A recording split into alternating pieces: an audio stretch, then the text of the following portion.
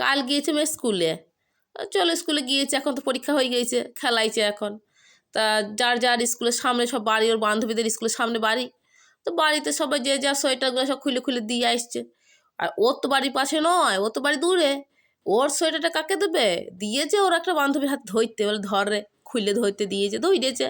ও ব্যায়াম করিয়েছে, ব্যায়াম ফ্যায়াম করিয়ে আমি লিখতে গিয়েছি, আমার সঙ্গে চলে এসেছে। সোয়েটারটা আনতে ভুলে গিয়েছে। বাড়ি এসে বলছে, মা আমার সোয়েটারটা কি হইলো?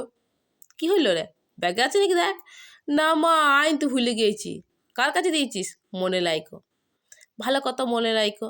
বলছে, মা আমার যদি স্কুলের সঙ্গে বাড়িটা হইতো, আমি তো কিছু ভুলতাম না, তোমাদের ধরে দিয়ে দিতাম, তুই ধরে রাখতে। তাই বলছি, হ্যাঁ রে, তো যেই স্কুলে সেই স্কুলের সঙ্গে কি বাড়ি করতে হবে? হ্যাঁ মা, আমি বড় স্কুলে গেলেও তার সঙ্গেই বাড়ি করতে হবে, হাই স্কুলে গেলেও তার সঙ্গেই বাড়ি করতে হবে, কলেজে গেলেও তো সঙ্গেই বাড়ি করতে হবে। হ্যাঁ গো, কতগুলো স্কুলের সঙ্গে বাড়ি করবো গো? তাহলে কাল গিয়ে স্কুল ছাদে ঘর করার কথা বললে হয় না? ছাদে ঘর করলে কেমন হয়? মা কি ভালো, শুনে তো খুশি হয়ে গেছে। আজ ধরেছে, আজ নিয়ে গেছি স্কুলে, আজ ধরেছে। মা কথাটা বলো, কথাটা বলো, কোন কথাটা রে? ছাদে ঘর করার কথাটা বলো। হ্যাঁ, কে বোঝায়? সরকারি স্কুলটা ওইটা কেন বাপের স্কুল?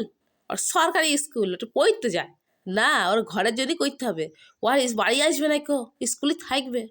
স্যার জিজ্ঞেস করছে, হ্যাঁ কী হয়েছে? আর কিচ্ছু হয় না কো, বাচ্চা মানুষ বটে, কি বলছে, ঘুমের ঘরে কি স্বপ্ন দেখেছে সেটা বলছে, কি বলবো আর বলো।